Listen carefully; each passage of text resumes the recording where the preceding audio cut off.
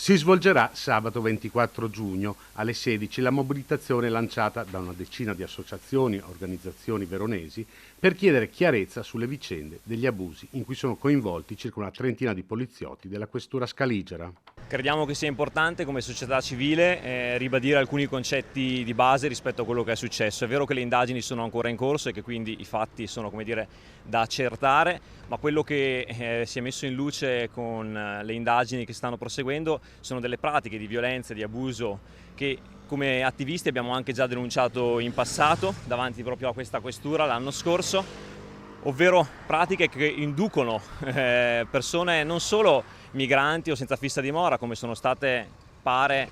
maltrattate durante quest'ultimo anno e stanno emergendo dalle indagini. Gli attivisti sfileranno in corteo, ma il percorso della manifestazione non è ancora stato definito. Tra le richieste che fanno, quella di dotare gli agenti di numeri identificativi e bodycam.